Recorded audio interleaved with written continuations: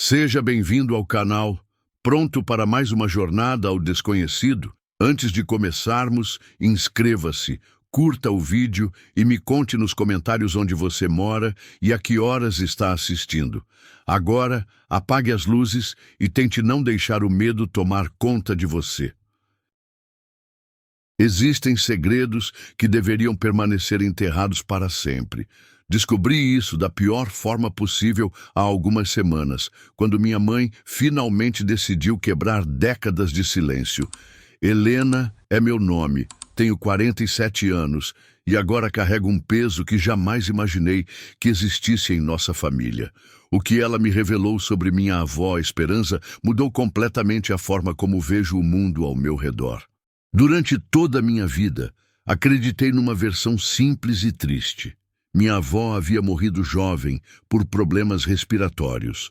Uma história comum, sem mistérios. Porém, a realidade que descobri é muito mais sombria e perturbadora.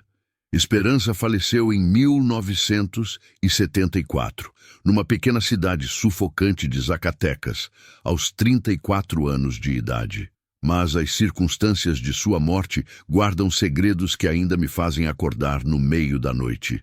Pelos poucos retratos que restaram, ela era uma mulher de caráter forte, alegre e trabalhadora. Dividia sua vida com minha bisavó Rosa, uma senhora rigorosa e extremamente religiosa, daquelas que faziam da igreja uma segunda casa e não permitiam que as filhas saíssem sem proteção divina no pescoço. Viviam como duas amigas, cuidando uma da outra com carinho. O resto da família havia se espalhado por cidades distantes ou se afastado devido a brigas antigas que o tempo havia apagado da memória de todos. O sustento de Esperança vinha de uma pequena oficina de costura localizada no coração da cidade.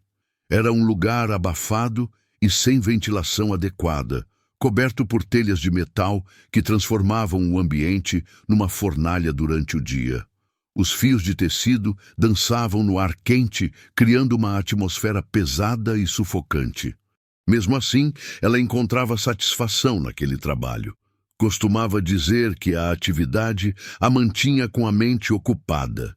Tinha duas amigas queridas no local, mas também precisava conviver com algumas mulheres mais velhas que a tratavam com evidente antipatia. O motivo dessa hostilidade podia ser inveja da juventude e beleza de Esperança, ou talvez o fato de ela não se curvar diante de provocações ou intimidações. Entre essas mulheres, uma se destacava pela aura sinistra que carregava. Ninguém conhecia seu nome verdadeiro, mas todos a chamavam de Remédios. Era uma figura imponente e corpulenta, sempre com expressão azeda no rosto, mãos calejadas pelo trabalho pesado e um cheiro persistente de incenso barato que a acompanhava por onde passasse. As pessoas da cidade sussurravam histórias sobre ela quando pensavam que ninguém estava ouvindo. Contavam que a tinham visto vagando pelo cemitério durante as madrugadas mais escuras, que enterrava objetos misteriosos em recipientes de vidro e mantinha conversas com seres invisíveis. Sempre usava um escapulário virado de cabeça para baixo, como se desafiasse as tradições religiosas. O medo impedia qualquer confronto direto, mas todos sentiam uma desconfiança profunda em relação a ela.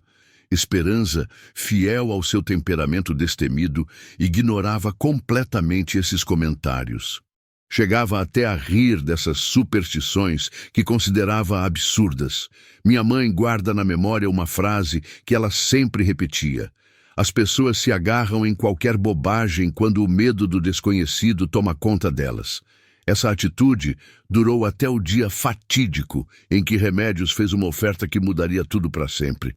O evento aconteceu numa tarde aparentemente comum, segundo os relatos que recebi. O calor estava insuportável. O trabalho havia se acumulado além do normal, e Esperança reclamava de uma dor de cabeça terrível que não dava trégua. Foi nesse momento que Remédios retirou de sua bolsa uma garrafa térmica antiga e ofereceu um pouco do líquido que continha para aliviar o sofrimento. Esperança hesitou por alguns instantes, mas acabou cedendo à insistência. É apenas uma mistura de ervas medicinais que sempre funcionam, explicou Remédios com um sorriso que não chegava aos olhos. O que aconteceu nas horas seguintes marcou o início de uma tragédia que se desenrolaria por semanas. Quando Esperança retornou para casa naquela noite, mal conseguia manter o equilíbrio. Seus passos eram vacilantes e descoordenados. Reclamava de uma sensação estranha de embriaguez, apesar de não ter consumido nada com álcool. Alternava entre ataques de riso descontrolado e choro compulsivo, como se suas emoções tivessem se desconectado de qualquer lógica. Seus olhos estavam vermelhos e irritados, as mãos tremiam sem controle, e ela insistia que sentia como se o mundo inteiro estivesse girando em volta dela. Minha bisavó a colocou na cama, imaginando que poderia ser algum tipo de infecção ou efeito do calor extremo. Mas aquela foi a última noite em que Esperança conseguiu se levantar por conta própria. O que se seguiu foi um processo gradual e aterrorizante de deterioração que destruiu não apenas seu corpo, mas também sua alma. O primeiro sinal alarmante foi a recusa total em se alimentar.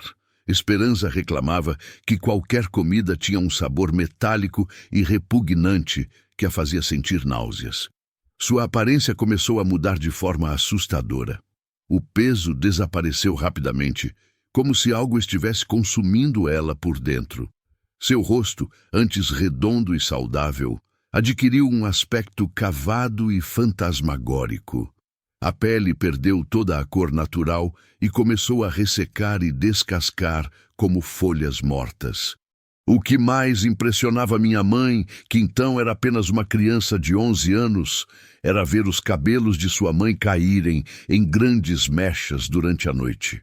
Toda manhã o travesseiro amanhecia coberto por uma camada espessa de fios escuros espalhados. Depois de algumas semanas, Esperança começou a perder progressivamente a capacidade de falar.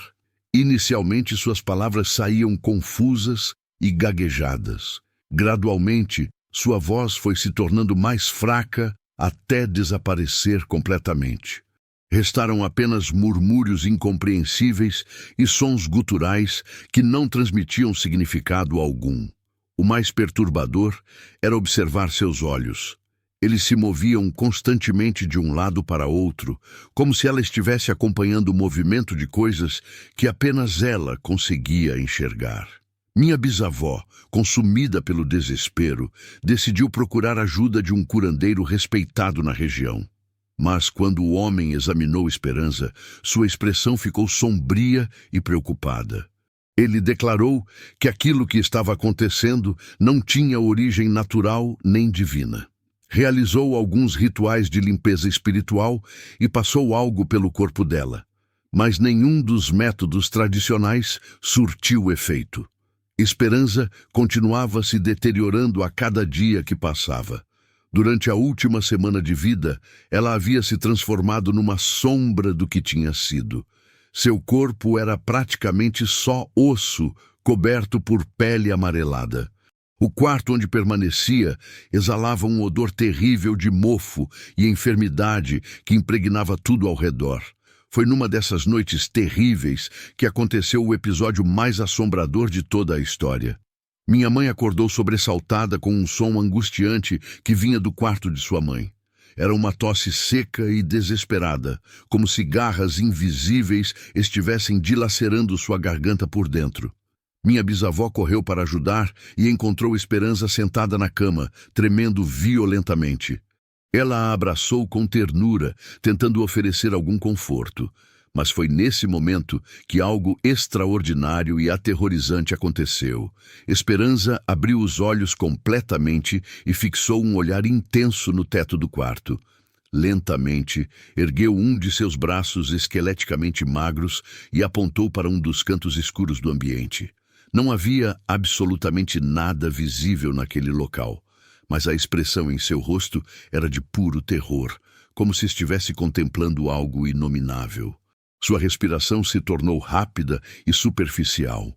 Começou a emitir gemidos desesperados, enquanto movia os lábios freneticamente, como se tentasse gritar avisos que sua voz não conseguia mais produzir.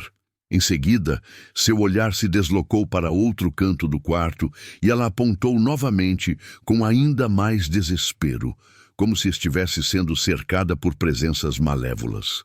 Minha bisavó fez tudo o que estava ao seu alcance para tranquilizá-la.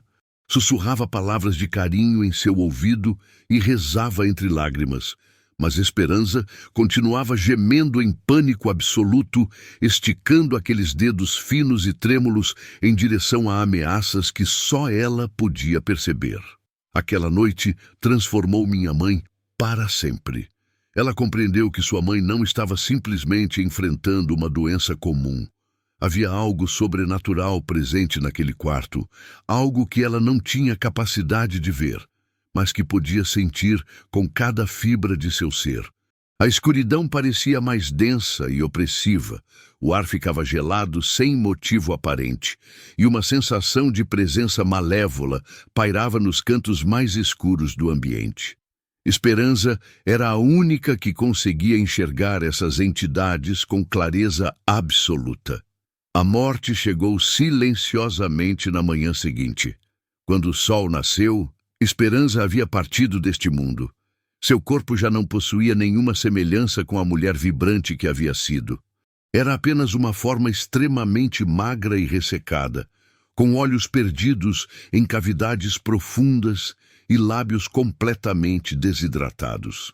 Minha bisavó a envolveu cuidadosamente num lençol branco, o mesmo tecido que usava para aquecê-la quando ainda era uma criança pequena. Não houve cerimônia religiosa nem velório formal. Os recursos financeiros simplesmente não existiam. Apenas algumas vizinhas solidárias ajudaram a preparar um túmulo simples no cemitério localizado nos arredores da cidade. O destino de Remédios permanece um mistério até hoje. Ela desapareceu completamente após a morte de Esperança. Sumiu do trabalho, da cidade e de qualquer lugar onde pudesse ser encontrada. Algumas pessoas especulam que ela fugiu para outro estado com medo das consequências de seus atos. Outras acreditam que forças sobrenaturais a levaram embora como punição pelo que havia feito. A verdade é que ninguém soube explicar seu desaparecimento total e definitivo. Os anos se passaram em silêncio absoluto sobre esses eventos. Minha mãe enterrou essas memórias no fundo de sua alma e jamais mencionou uma única palavra sobre aquela noite terrível. Mas no mês passado, enquanto folheávamos álbuns de fotografias antigas, ela finalmente decidiu quebrar décadas de silêncio e me contou toda a verdade. Sua voz tremia de emoção enquanto narrava cada detalhe daquela experiência traumática. Quando perguntei por que ela havia guardado esse segredo por tanto tempo, sua resposta me deixou gelada, porque algumas coisas retornam quando a gente fala sobre elas. Desde que descobri essa história familiar, minha vida noturna se transformou num campo de batalha contra pesadelos recorrentes. Em alguns sonhos, me vejo presa num quarto completamente escuro, enquanto figuras esqueleticamente magras emergem dos cantos com olhos brilhantes que me apontam acusadoramente. Em outros, uma voz rouca e ameaçadora sussurra em meu ouvido que eu jamais deveria ter descoberto esses segredos familiares. Na madrugada de ontem, para ser mais específica, despertei abruptamente às 3h15 da manhã com uma sensação terrível de estar sendo observada. Parecia que alguém me estudava atentamente de algum ponto no teto do meu quarto. Quando acendi rapidamente a luz, o ambiente estava vazio, mas um frio sobrenatural percorreu todo o meu corpo como uma corrente elétrica. Não estou perdendo a sanidade mental. Tenho plena consciência do que estou sentindo e do peso terrível do conhecimento que agora carrego. Existem verdades neste mundo que são pesadas demais para serem compartilhadas, segredos que deveriam permanecer enterrados para sempre. Frequentemente me pergunto se Esperança realmente morreu por causa daquela bebida misteriosa, se foi uma doença natural ou se foi vítima de algo muito mais sombrio e inexplicável. Agora, sempre que acordo no meio da noite com o corpo coberto de suor frio, meus olhos automaticamente percorrem todos os cantos escuros do meu quarto. Tenho medo constante de que um dia eu também possa ver e compreender exatamente para onde Esperança apontava com tanto desespero naquela última noite.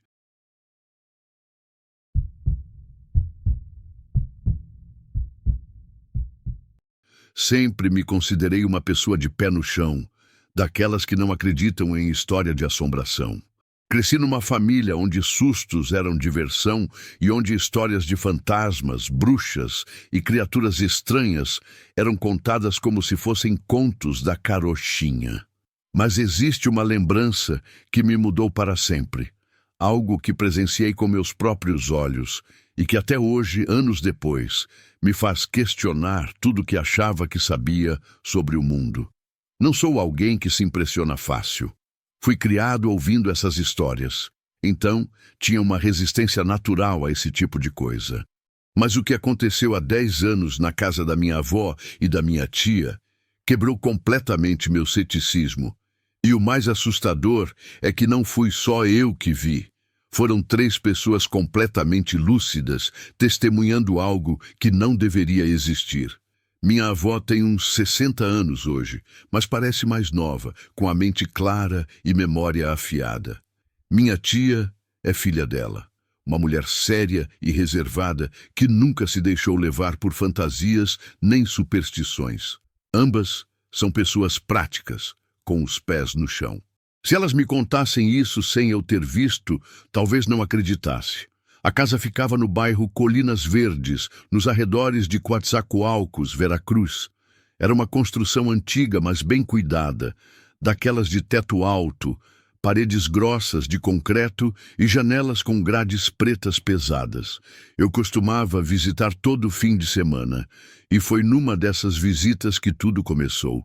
Estávamos tomando café na sala, depois do almoço, quando o assunto de coisas estranhas surgiu. Não lembro como chegamos nesse tópico, mas foi quando minha tia, do nada e com um tom muito sério, perguntou: "Mãe, você lembra daquela noite da criatura?" Minha avó, que estava bebendo café, baixou a xícara devagar e concordou com a cabeça, sem falar nada. O clima na sala mudou completamente. Algo na expressão delas me disse que aquilo não era uma simples história. Fiquei quieto, sabendo que o que vinha não era conversa qualquer. Elas me contaram que aconteceu num domingo quente de julho do ano anterior. Era tarde, passava das 11 da noite, e as duas estavam conversando no sofá da sala. Tinham o costume de deixar só uma luminária acesa, então o resto da casa ficava com sombras suaves. O ventilador rodava devagar, fazendo circular o ar. Tudo normal, até minha avó notar algo se mexendo no canto da parede, perto do outro sofá e de um vaso de plástico.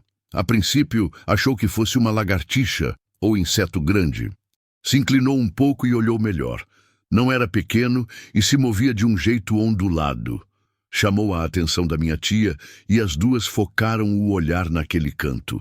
Era uma criatura comprida, completamente preta, como um verme, mas grosso e com mais de 20 centímetros de comprimento. O mais perturbador era como se movia, como se tivesse consciência própria. A pele parecia absorver a luz, coberta por uma baba espessa que não refletia nada. Não se arrastava como cobra, nem deslizava como caracol. Se contorcia de forma irregular, tensa, como se lutasse para segurar algo dentro de si. Minha tia pegou o celular e acendeu a lanterna para ver melhor. Assim que a luz bateu nele, a criatura reagiu na hora. Se ergueu como uma cobra, numa posição quase impossível para um verme, e ficou parada, olhando, se é que podia olhar, na direção delas. Não fazia barulho, mas a tensão na sala ficou pesada, como se o ar tivesse ficado eletrizado. Elas não sabiam se mexiam ou ficavam quietas. Olhavam com uma mistura de nojo e medo, mas o pior ainda estava por vir. Sem fazer ruído nenhum, a coisa começou a recuar devagar e de um jeito arrepiante se grudou na parede. Não como se estivesse se escondendo entre os móveis ou procurando um cantinho, mas como se estivesse se fundindo com o concreto. O corpo dela pareceu derreter na parede, virando uma espécie de sombra viscosa que foi afundando aos poucos até sumir completamente. Minha tia soltou um suspiro engasgado. Minha avó ficou parada por vários segundos. Quando finalmente tiveram coragem de se levantar, foram até o canto com cuidado e começaram a examinar tudo. Não tinha rachadura, buraco, nem espaço algum por onde algo pudesse ter entrado. A parede estava completamente sólida, lisa, sem sinal de umidade ou fissura. Procuraram embaixo do sofá, no vaso, nos cantos. Nada. A criatura não tinha se escondido, tinha literalmente se fundido com a parede. Quando ouvi isso, fiquei sem palavras. Naquela noite, tentando dormir no quarto de visitas, não conseguia parar de pensar no que tinham me contado. Não dava para imaginar como uma criatura assim poderia existir. Mas o pior não foi isso. O pior veio semanas depois, quando algo parecido aconteceu comigo. Tinha ficado para cuidar da casa, enquanto elas viajavam para ver uns parentes.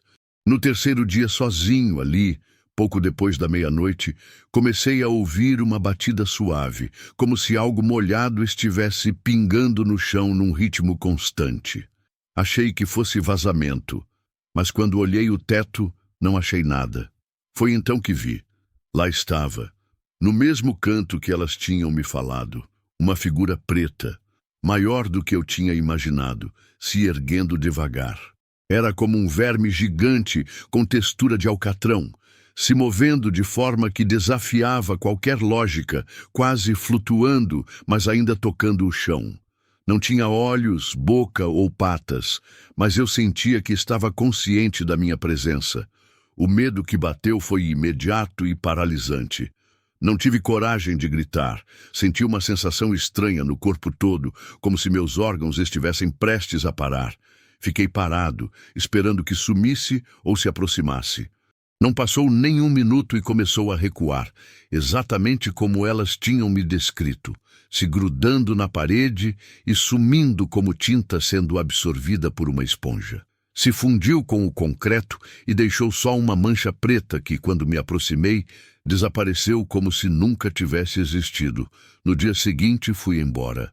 Não consegui aguentar mais uma noite naquela casa. O que quer que viva naquelas paredes não é deste mundo.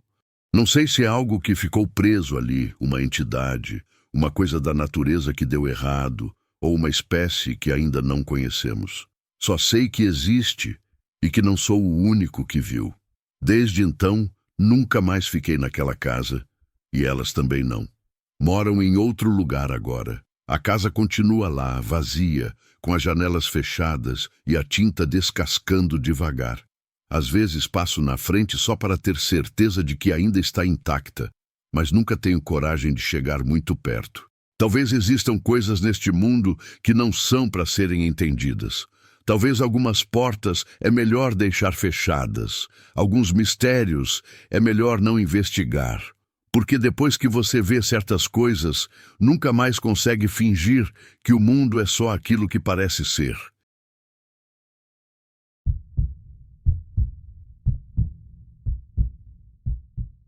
Existem histórias que carregamos sozinhos a vida inteira, como fardos pesados que não conseguimos dividir com ninguém. A minha é sobre minha avó Dolores e uma criatura que assombrou nossa família por décadas. Sempre evitei falar sobre isso, não por duvidar do que vi, mas porque sei que certas coisas escutam quando as contamos em voz alta. Agora, aos 70 anos, sinto que preciso colocar no papel o que aconteceu antes que seja tarde demais.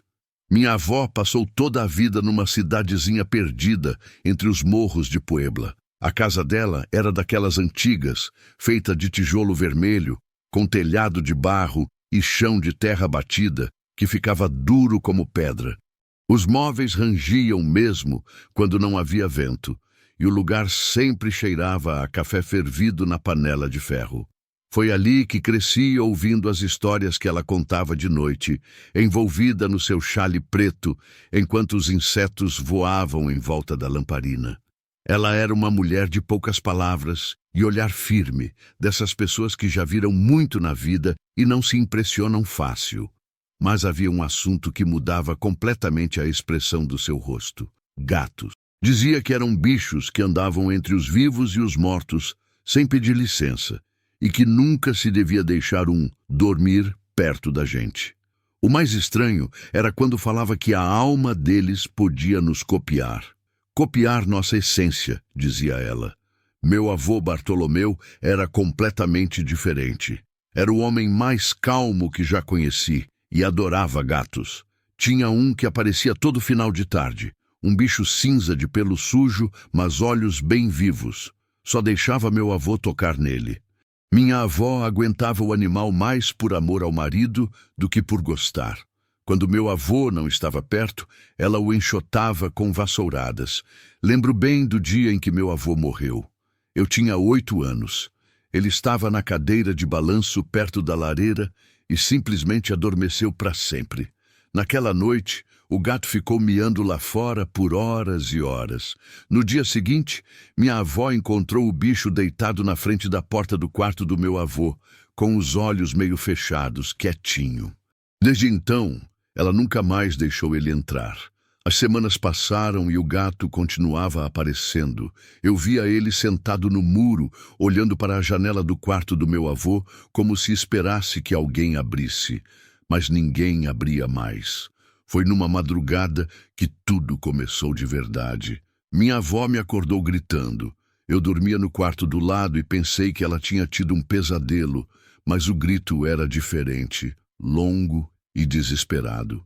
Quando cheguei correndo, encontrei ela no corredor com o rosto pálido e os olhos arregalados como nunca tinha visto. As mãos tremiam tanto que ela não conseguia falar.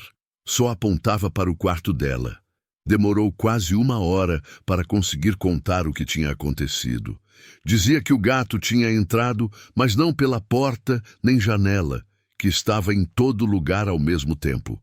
Tinha visto patas embaixo da cama, dentro do armário, penduradas no teto. Todas iguais, do mesmo cinza sujo, com as mesmas unhas, mas nunca o corpo completo. Só as patas, e elas se mexiam, arranhavam a madeira, balançavam penduradas como se alguém as tivesse pregado ali. Era como se o bicho tivesse se dividido em pedaços e espalhado pelo quarto inteiro. Achamos que ela tinha fantasiado, mas quando entramos no quarto havia marcas reais. Arranhões no chão, riscos nos móveis, até pelos cinzas no travesseiro. Minha avó nunca mais dormiu naquele quarto. Pôs uma cama na cozinha e ficou ali, sempre com um terço velho nas mãos. Ninguém questionava. Voltei a morar com ela em 2006, depois que meu casamento acabou. Fui para aquela cidade, fugindo do barulho da cidade grande, achando que ia conseguir recomeçar entre as montanhas e o silêncio. Ela já estava bem velha, quase não saía de casa, e as mãos tremiam tanto que mal conseguia fazer as coisas. Eu cuidava de tudo, mas mesmo na idade dela, ela ainda se recusava a dormir sozinha. No primeiro mês, não aconteceu nada estranho, mas algo no ar começou a mudar. O gato voltou a aparecer. Não o mesmo, claro, porque aquele já devia ter morrido há muito tempo. Mas era igualzinho. Cinza, sujo, olhos vivos. Ficava no mesmo lugar do muro. Olhava para a mesma janela. Miava do mesmo jeito. Uma noite, enquanto arrumava o quarto antigo do meu avô, senti que alguém me observava. Pensei que era impressão minha por causa das histórias da minha avó, mas então escutei o miado. Não vinha de fora, vinha do armário. Me aproximei devagar, o som era estranho, não parecia miado de gato normal. Era mais grave, quase humano. Quando abri o armário, não tinha nada lá, mas as paredes por dentro estavam todas riscadas, como se alguma coisa tivesse ficado presa ali por muito tempo. Não contei nada para minha avó, só limpei e fingi que estava tudo normal. Mas naquela noite, enquanto tentava dormir, escutei ela sussurrando. Estava rezando, mas não para Deus. Estava rezando para meu avô, pedindo para ele não deixar o gato voltar. Os dias seguintes foram de mal a pior.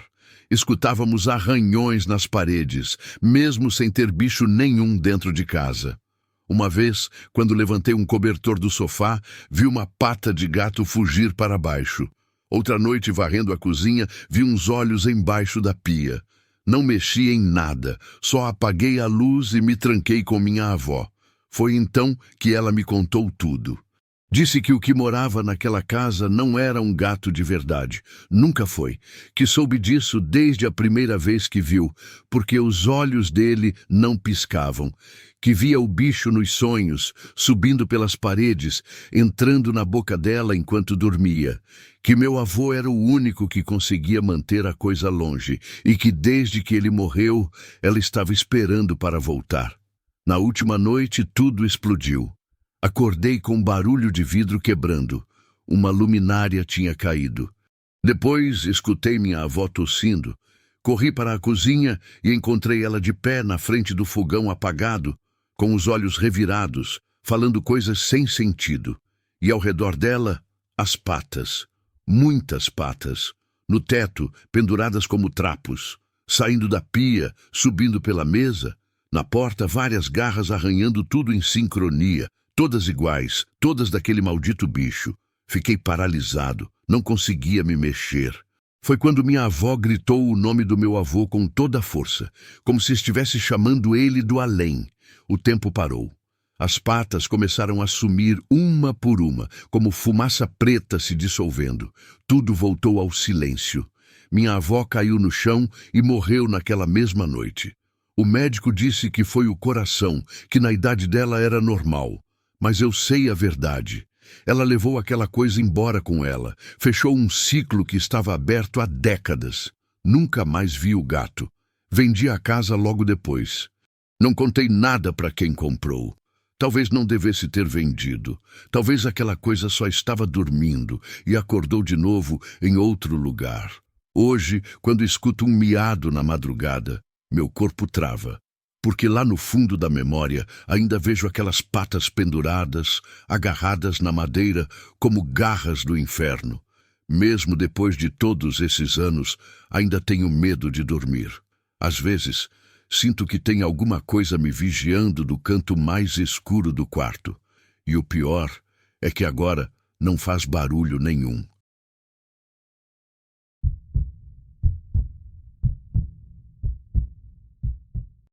Tem coisas que a gente não deveria ver e outras que não deveriam nos ver de volta. Descobri isso da pior forma numa tarde de março de 2009, durante a quarentena da gripe. O que aconteceu na casa do meu avô mudou para sempre minha forma de olhar para espelhos, sombras e principalmente para as pessoas que amamos. Esta é uma história sobre reflexos que mentem e presenças que esperam décadas para nos encontrar.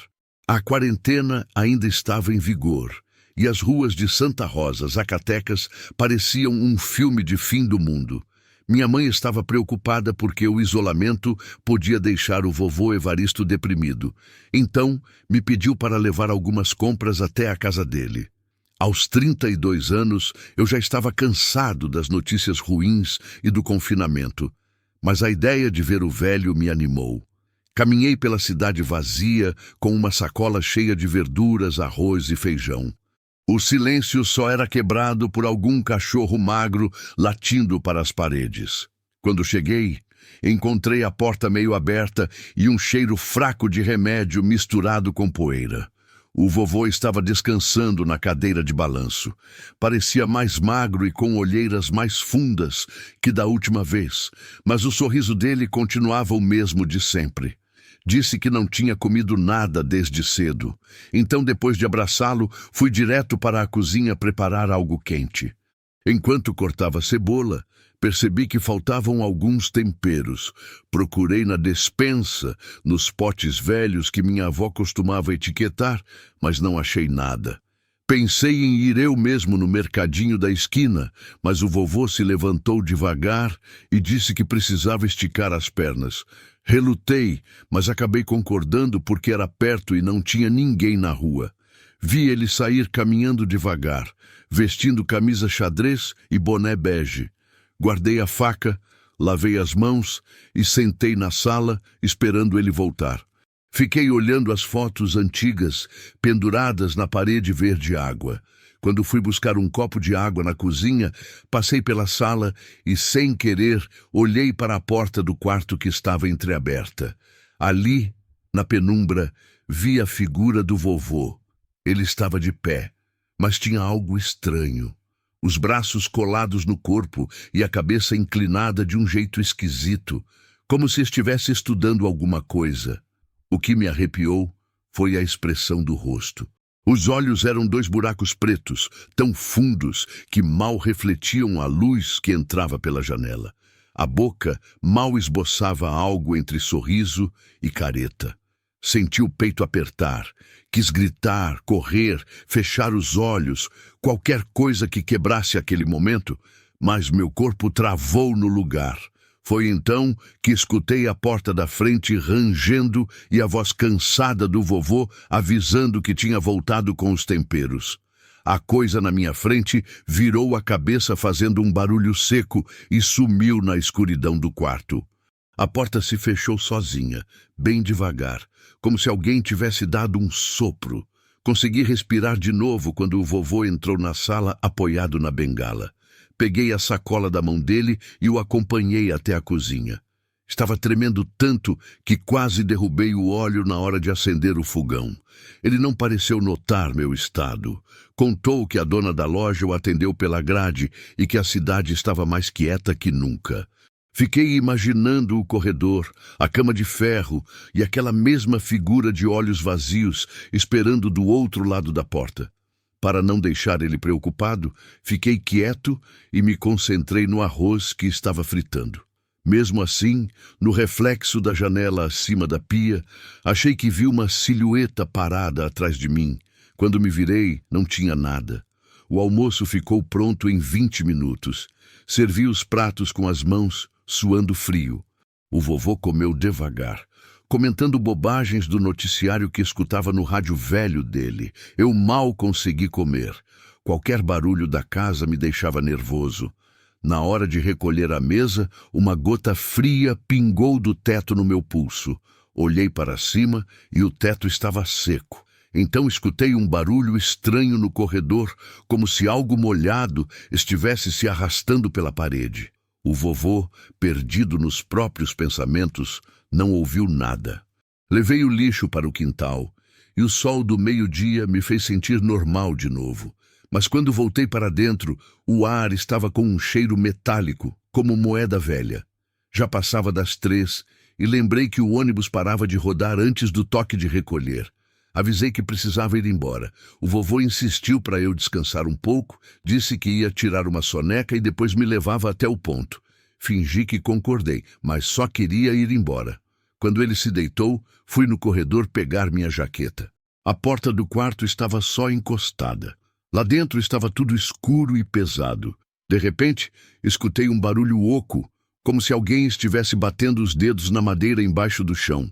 Olhei melhor e vi no chão uma portinhola que nunca tinha reparado, meio descascada e fechada, com um cadeado enferrujado que alguém tinha forçado. Me abaixei para ver melhor. De baixo vinha um ar frio e úmido, com cheiro de terra molhada. A curiosidade foi mais forte que o medo por um segundo. Empurrei a portinhola e vi um buraco escuro, um porão velho com paredes sujas. No meio tinha um espelho oval encostado na parede, coberto com alguma coisa escura. Resolvi iluminar com a lanterna do celular. O espelho mostrou minha imagem, mas com um detalhe impossível.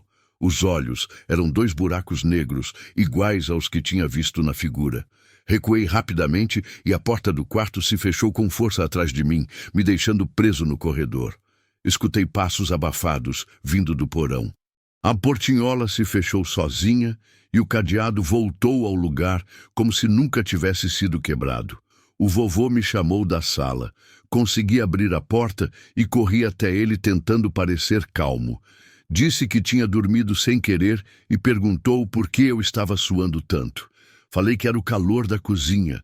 Procurei qualquer desculpa para ir embora e quando ele concordou em me acompanhar, reparei que a sombra dele na parede parecia maior que o corpo, como se a luz se curvasse ao redor dele. Caminhamos até o ponto entre casas vazias.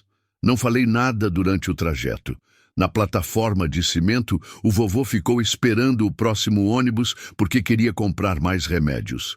Enquanto agradecia com a voz trêmula, olhei disfarçadamente para a varanda da casa dele. Lá, entre as cortinas, a mesma figura estava observando sem se mexer. 2 vovôs idênticos a menos de 30 metros um do outro. Naquela noite não consegui dormir. Toda vez que apagava a luz, escutava o barulho da portinhola e o zumbido do rádio antigo. Quando o cansaço finalmente me venceu, sonhei com o espelho sujo. Meu reflexo mostrava um rosto estranho, mole, com a pele transparente e a boca aberta num grito sem som. Uma voz sem corpo sussurrava que toda família tem um hóspede que nunca olha de frente, porque olhar é convidar. Acordei com o sol nascendo e um gosto ruim na boca. Liguei para o vovô. Ninguém atendeu. Passaram 2 dias até eu conseguir voltar. A patrulha sanitária só deixava sair de casa com autorização. Então, pedi ajuda para um vizinho que dirigia caminhão de entrega. Chegamos numa sexta ao meio-dia. A porta do vovô estava trancada e a campainha não funcionava. Dei a volta na casa e vi a janela do quarto totalmente aberta. Entrei pela cozinha. As cadeiras estavam no mesmo lugar, os pratos na pia com restos de comida já ressecados. Gritei o nome dele e só escutei eco vindo do corredor. Um portinhola embaixo da cama estava completamente aberta.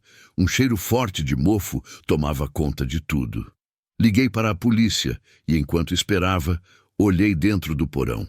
Não tinha espelho nem manchas, só poeira e a marca fresca de pés descalços, indo em direção a uma parede sem saída.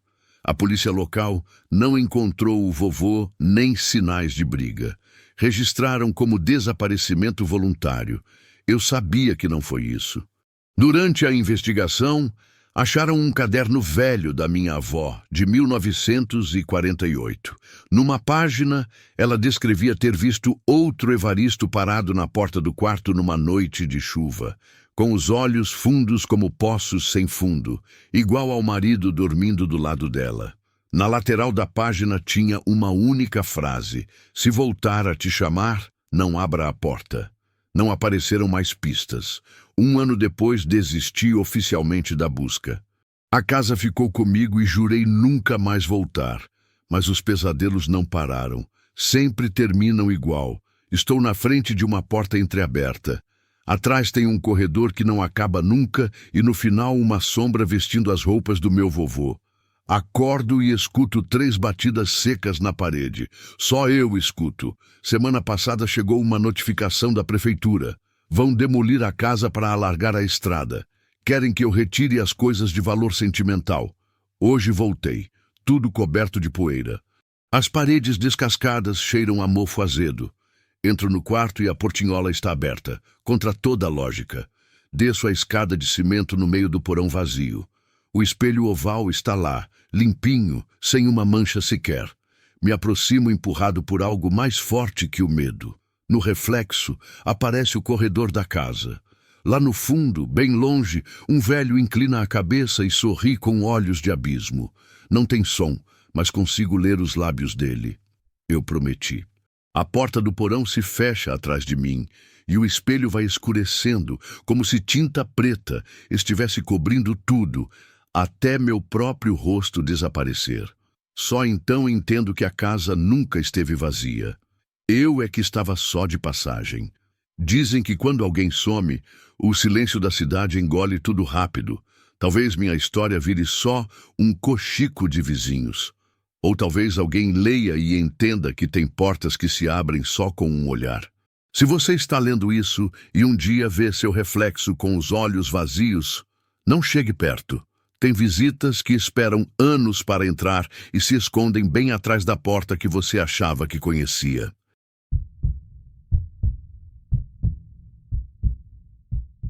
Há histórias que nos marcam para sempre, e a minha é sobre como o mal pode entrar numa casa através das pessoas em quem mais confiamos. Sou Fernanda Silva, tenho 42 anos hoje, e ainda acordo algumas noites com o coração disparado, lembrando do que aconteceu há 16 anos em Vila Hermosa, Puebla.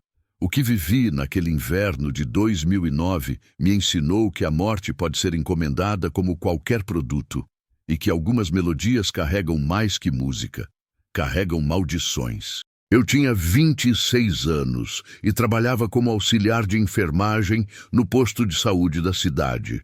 Morava com meu avô Libório Silva desde que um derrame limitou seus movimentos. Ele me criou depois que minha mãe foi trabalhar nos Estados Unidos. E nossa casa de tijolo era meu lugar favorito no mundo, até começar a cheirar a terra molhada e medo. Tudo começou na primeira semana de dezembro. Era de noite, eu estava arrumando os cobertores do vovô quando escutei um barulho estranho vindo do chão. Não era um ruído qualquer. Era uma cantiga de criança, bem baixinha, que parecia rastejar por baixo das tábuas velhas do quarto. Pensei que fossem ratos fazendo eco. Mas meu avô abriu os olhos, olhou fixo para o teto e mexeu os lábios com dificuldade. Ele não falou nada, só apontou para o chão. Senti um arrepio subir pelas costas e de alguma forma soube que ele também estava ouvindo aquela música. No dia seguinte, Dona Rosa, a vizinha do lado, apareceu com a cunhada dela, Esperança. Essa mulher era conhecida na região por curar susto com rezas e ervas, mas também corriam boatos de coisas mais sombrias. Elas se ofereceram para fazer uma massagem no vovô para aliviar as dores que, segundo elas, não eram normais. Eu recusei na hora. O médico tinha receitado repouso e anti-inflamatório. Mas quando voltei da farmácia à tarde, encontrei Esperança debruçada sobre ele, passando uma pomada preta que cheirava a madeira queimada. Meu avô estava tenso, com os olhos meio fechados e a pele toda suada. Naquela noite, a casa ficou mais fria. Entre 2 e 3 da manhã, a cantiga voltou, mas agora tinha passinhos correndo de um lado para outro embaixo do chão, como se crianças estivessem brincando de esconder no subsolo. Acendi a lamparina e revisei todos os cantos, sem achar nada. Foi então que escutei um barulho de tecido no corredor. Do meio da escada de pedra, vi rapidamente uma sombra de mulher atravessando a cozinha. Era como se fosse feita de fumaça e poeira. Deslizava sem som e sumiu antes de chegar à porta dos fundos. Nas manhãs seguintes, a casa ficou com cheiro de vela velha e flores murchas, mesmo sem ter vela acesa nem flores dentro de casa. Meu avô parou de comer completamente. Só tomava pequenos goles de chá e ficava olhando para coisas que a gente não via. Na terça seguinte, quando tentei dar banho nele, reparei em marcas roxas nos braços dele, como se dedos finos tivessem apertado sua pele durante a noite. Ele segurou meu pulso com uma força impossível para o estado dele. Respirava com dificuldade e apontou para o guarda-roupa. Juntei coragem e abri as portas.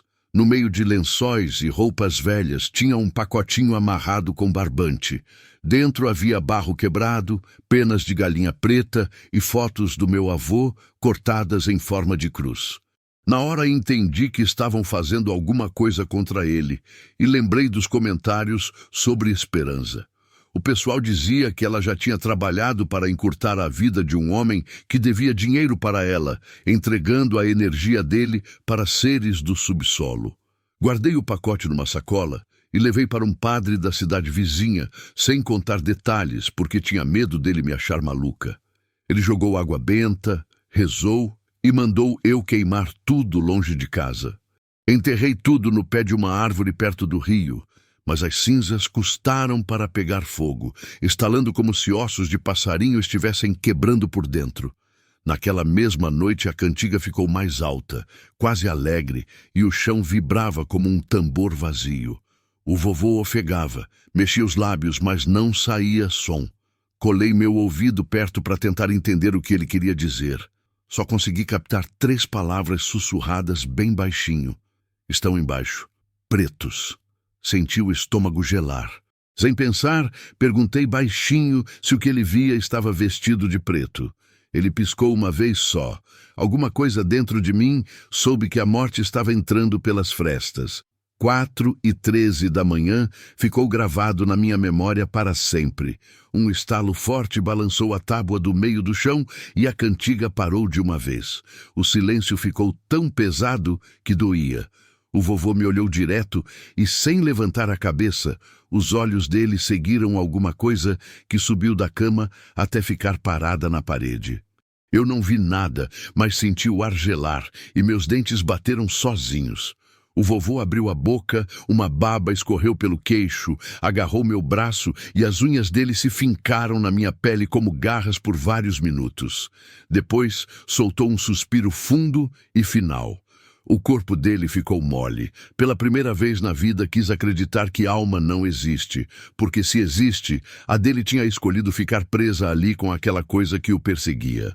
Durante o velório, a casa manteve um zumbido baixinho, quase imperceptível, que enchia os cantos como um enxame invisível. Em cima do caixão, a vela principal soltava faíscas verdes e a fuligem desenhava formas estranhas no teto de madeira. Minha tia Carmelita disse que era o vento. Eu não falei nada. Na noite do enterro, enquanto a família contava histórias antigas para se consolar, tive coragem de voltar ao quarto. A cama cheirava a enxofre. As tábuas do chão tinham pequenos círculos queimados, organizados em espiral bem no centro, exatamente onde meu avô apoiava os pés na hora de dormir. Nos dias seguintes, chamei um carpinteiro para arrancar a madeira. Embaixo das tábuas, achamos terra mexida, ossos de passarinho e restos de bonequinhos de pano amarrados com fita preta. Era um altar enterrado, úmido, que parecia estar respirando. Tiramos tudo, jogamos cal e fechamos com cimento, mas o ar continuou pesado, como se tivesse envelhecido de repente. Vendi a casa para a prefeitura alguns meses depois, para virar arquivo municipal. Precisava sair de lá antes que aquela estrutura engolisse a próxima pessoa. Desde então, moro em Oaxaca e trabalho com cuidados paliativos. Consigo cuidar de um paciente terminal sem me abalar, mas ainda não suporto cantiga de criança nas festas de Natal. Sempre tenho medo de reconhecer a melodia que me roubou a paz naquela primeira noite. Às vezes, acordo suando e no sonho vejo a sombra da mulher atravessando o corredor de qualquer casa onde estou dormindo. Outras vezes, quando uma cama range perto de mim, minha mente volta para aquele momento final em que entendi que a morte pode ser enviada pelos correios como um pacote amaldiçoado, escondido embaixo do chão do quarto, onde você se sente seguro. Não estou tentando convencer ninguém de nada. Escrevi isso porque preciso tirar essas lembranças da cabeça antes que apodreçam dentro de mim e eu acabe cantando igual àquelas crianças sem rosto que anunciam quando algo escuro está se alimentando no subsolo. Se um dia vocês visitarem Vila Hermosa e sentirem o chão tremendo embaixo dos pés, não tentem escutar com atenção. O que ouvirem pode seguir vocês para casa. E como aprendi muito tarde, existem ecos que nunca morrem. Só procuram uma garganta nova para continuar cantando.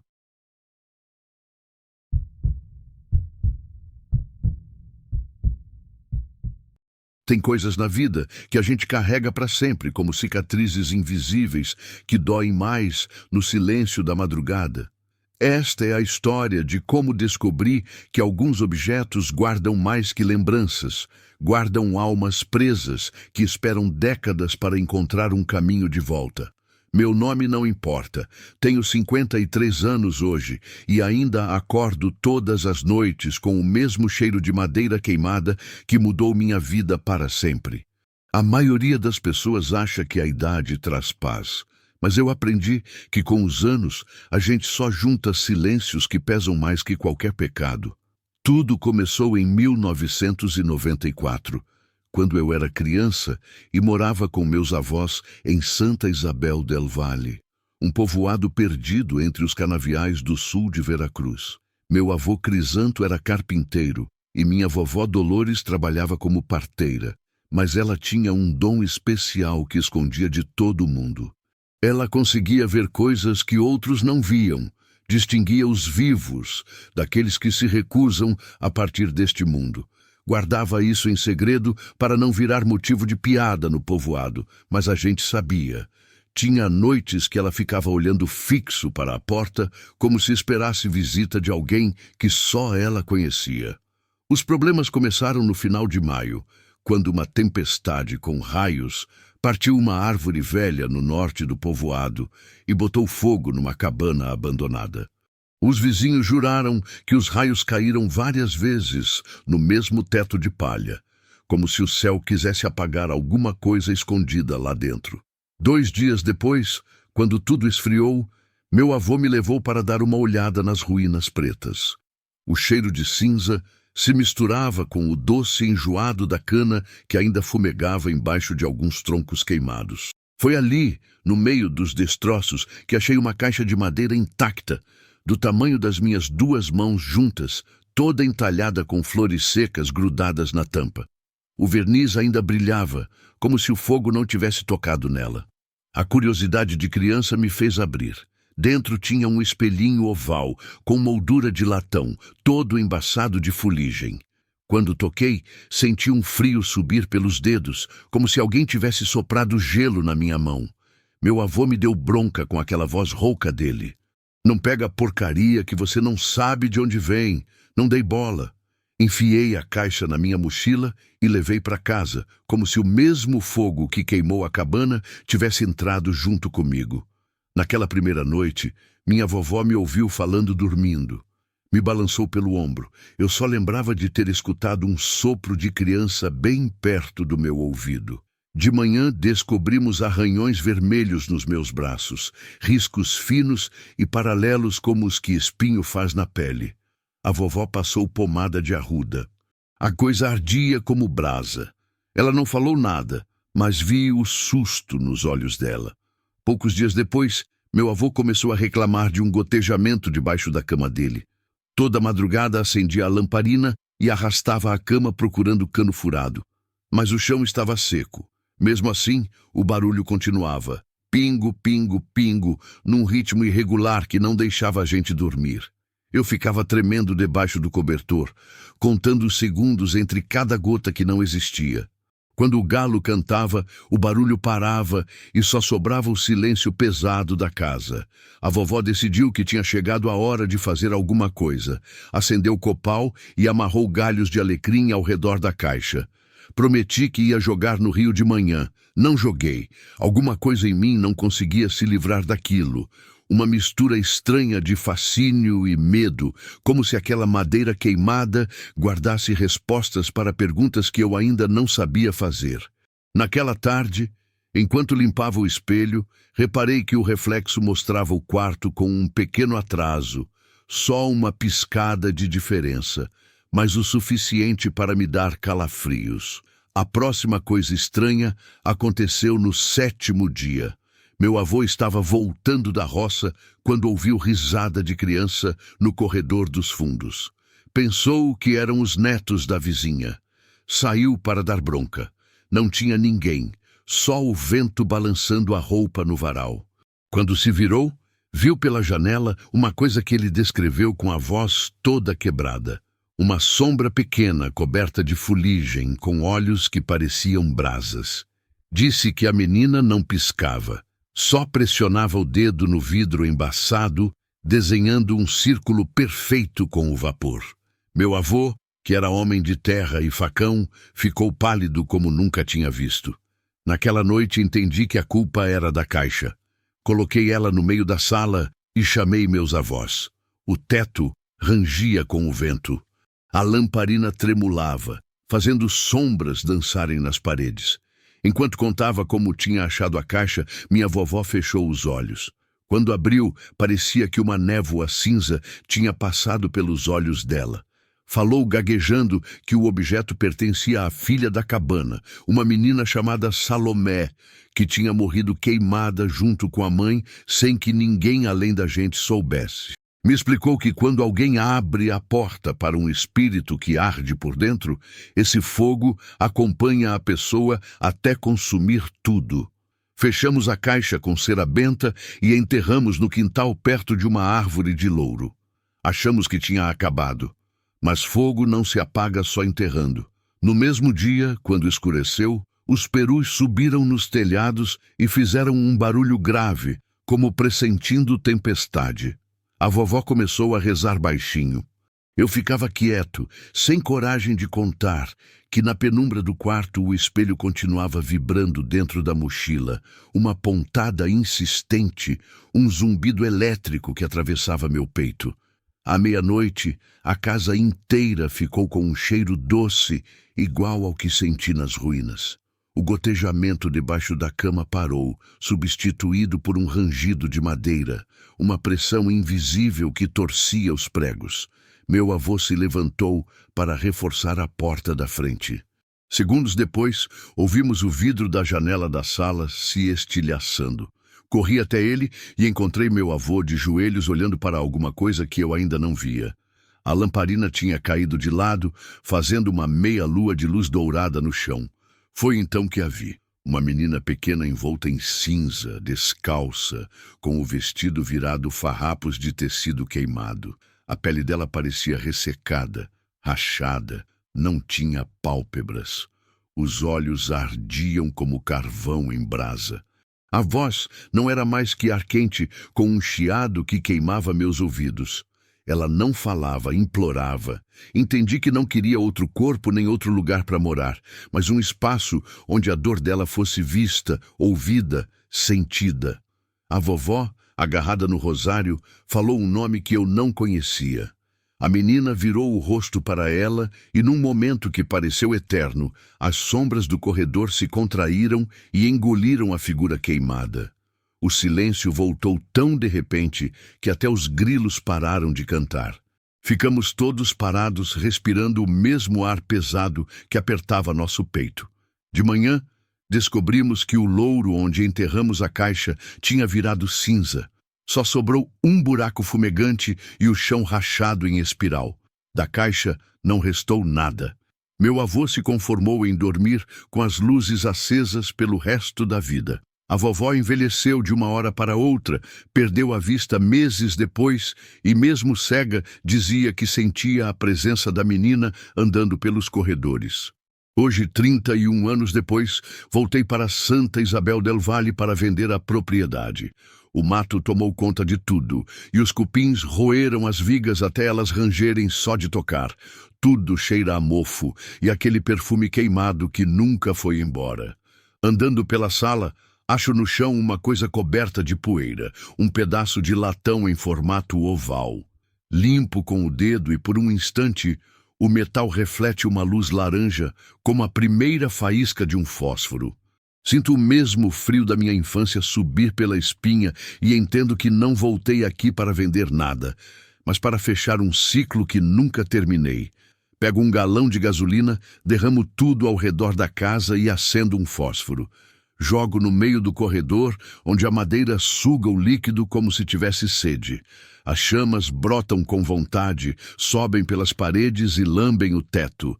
Recuo até a rua de terra, vendo o fogo devorar cada tábua, cada lembrança, cada silêncio que guardei por décadas. Enquanto o telhado desaba e faíscas laranjas voam para o céu, escuto um chiado baixinho nos meus ouvidos. Desta vez, não tenho medo. Sei que dentro do incêndio, uma menina de cinza finalmente encontra um espelho onde se refletir até se apagar de vez. Eu, parado debaixo da sombra imóvel da noite veracruzana, descubro que minha respiração não cheira mais a fumaça, mas a chuva fresca. Mas se fecho os olhos, ainda escuto o eco distante de um gotejamento sem fim. 1, 2, 3.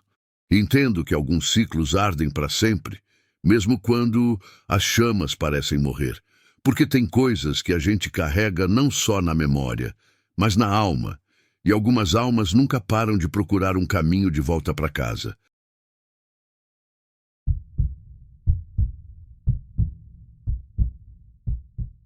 Tem segredos que as famílias carregam por gerações, passando de avó para neto, como heranças que ninguém quer, mas que acabam ficando para sempre. O meu é sobre uma porta que nunca pode ficar totalmente fechada, e sobre algo que goteja na escuridão, procurando um rosto familiar. Esta história começou muito antes de eu nascer, mas só entendi seu peso quando minha avó me contou a verdade poucos dias antes de morrer. Quando era criança, nunca entendi por que minha avó Margarita não dormia com a porta fechada. Sempre deixava uma fresta aberta, só alguns centímetros, o suficiente para a luz do corredor entrar no quarto. Dizia que não gostava do escuro completo, que dava ansiedade nela. Eu achava isso esquisito, mas nunca questionei, até que ela me revelou algo que mudou para sempre, como vejo portas, quartos e principalmente a água. Cresci num povoado pequeno, perto da costa de Guerreiro. Minha avó Margarita viveu a vida toda numa casa simples de teto baixo e janelas estreitas que davam para o mato que crescia bagunçado no quintal dos fundos. As paredes sempre tinham aquele cheiro de umidade que nunca saía, mesmo no tempo seco. Ela não falava muito do passado, mas quando falava sempre baixava a voz, como se lembrar mexesse com alguma coisa que ainda andava pelas sombras. A história ela me contou numa tarde de outubro, daquelas de calor parado, que te obriga a ficar dentro de casa. Eu tinha 17 anos. Foi depois de um apagão. Estávamos na cozinha iluminados, só pela luz laranja de uma vela. A vovó me pediu para não rir, que era verdade, que não queria me assustar, mas que o que ela tinha visto quando nova continuava visitando ela, às vezes em sonhos, outras vezes através das poças de água que apareciam do lado da cama sem explicação. Eu tinha 15 anos, me disse quando começou a ver aquilo. Foi num verão muito quente de 1963. O povoado sofria com apagões constantes. Então, muitas noites dormiam com as janelas abertas e só um lençol por cima. Uma madrugada, ela acordou com um barulho estranho. Não era grilo nem folha balançando lá fora. Era um som repetitivo, suave, mas insistente, como gotas caindo de muito alto no chão de cimento. Abriu os olhos devagar. A janela continuava aberta, mas a lua estava escondida pelas nuvens. Não tinha tempestade nem chuva. O que ela viu na frente da cama foi uma coisa que até hoje não consigo descrever direito, mesmo tentando imaginar. Era uma figura alta, meio torta, com formato quase humano, mas parecendo uma sombra inchada e trêmula, como se fosse feita de algum líquido grosso. Gotejava. O corpo todo. Escorria dos ombros, caindo em fios viscosos no chão. E não se mexia, só olhava para ela. Ou pelo menos era isso que parecia, porque onde deviam estar os olhos só tinha escuridão. Tentou gritar, mas não conseguiu. Ficou paralisada. O corpo trêmulo daquela coisa parecia pulsar, se desfazendo aos poucos, como se estivesse pegando fogo. Quando finalmente conseguiu fazer barulho, a mãe dela chegou correndo com uma vela. Quando acendeu a luz, não tinha ninguém. Só uma mancha no chão e um cheiro que não era de umidade nem mofo. Era um cheiro forte, parecido com plástico queimado. A cena se repetiu várias vezes, quase sempre no verão, na mesma hora da madrugada. O corpo do homem de água, como ela chamava, aparecia no escuro, olhando para ela em silêncio, enquanto o líquido que formava ele pingava sem parar. Às vezes, não aparecia com forma, só as gotas e o cheiro. Chegava a deixar marcas na madeira do chão, marcas que ela tentava limpar sem conseguir. O mais assustador foi quando a mãe dela, minha bisavó, confessou uma coisa tempo depois. Disse que ela também tinha visto essa figura e que não tinha medo porque sabia quem era. Contou que o pai da minha avó tinha morrido num incêndio no cais do povoado, quando trabalhava como vigia noturno dos depósitos de peixe. O corpo nunca foi encontrado, só acharam restos queimados que ninguém conseguiu reconhecer. Disse que o que aparecia não era água, era cera, derretida pelo fogo que tinha tirado a forma humana dele, que não era um espírito mau, mas também não estava em paz. Segundo a mãe dela, a alma não conseguia ir embora, porque ninguém tinha reconhecido ele na hora.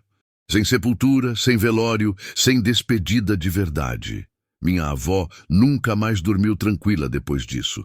Por anos, continuou acordando com aquele som. No silêncio da madrugada, ainda escutava as gotas, mas não vinham do teto, vinham do chão. Dizia que às vezes encontrava as sandálias molhadas, outras vezes as paredes suavam um líquido oleoso por dentro. Com o tempo, as aparições ficaram mais raras, mas nunca pararam completamente. Mesmo já velha, tinha noites que me acordava para dizer que ele tinha vindo. Nunca queria falar muito sobre isso, só pedia para deixar a porta aberta e não apagar todas as luzes. Quando ela morreu, fui eu que esvaziei o quarto dela. Foi aí que reparei numa coisa que nunca tinha visto antes.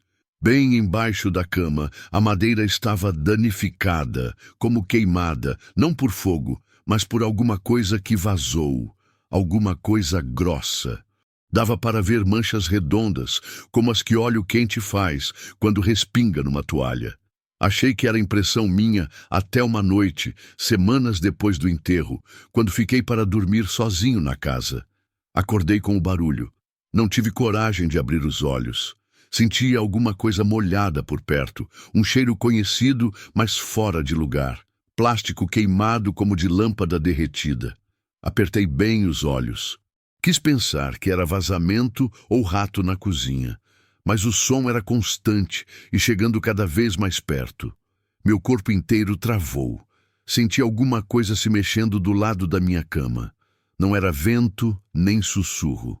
Era uma presença que ocupava o ar e deixava tudo pesado. O cheiro ficou tão forte que comecei a tossir. Foi aí que escutei. Um gemido baixinho, como se alguém estivesse suspirando com dificuldade. Depois, silêncio total. De manhã, o chão do lado da cama tinha uma mancha escura. Toquei com o pé. Estava molhado, grosso. Fui buscar uma lanterna. Quando iluminei, vi a marca. Não era só uma mancha. Era uma pegada grande e deformada, como se alguém com o corpo estragado tivesse ficado parado ali. Deixava um rastro que sumia em direção à porta, como se tivesse saído se arrastando. Desde essa noite nunca mais fiquei sozinho na casa. Vendemos pouco depois. Não contei para ninguém o que vi. Só escrevi esta história na esperança de que alguém mais tenha passado por isso. Ou talvez para alguém me dizer que foi tudo imaginação minha, mas não consigo parar de pensar numa coisa. Talvez minha avó não foi a última pessoa que ele visitou. Talvez estava só procurando outra presença conhecida para continuar grudado neste mundo. Talvez ficou comigo. Agora entendo por que minha avó dizia que era melhor deixar a porta entreaberta. Talvez não era medo do escuro, mas de não querer que aquilo ficasse preso lá dentro. Ou talvez era para dar uma saída para ele. Desde então não consigo dormir com a porta fechada e de vez em quando, nas noites mais quietas, volto a escutar essas gotas que não vêm da torneira, mas do outro lado do quarto. Porque tem visitas que a família recebe por gerações e algumas nunca aprendem a bater na porta antes de entrar.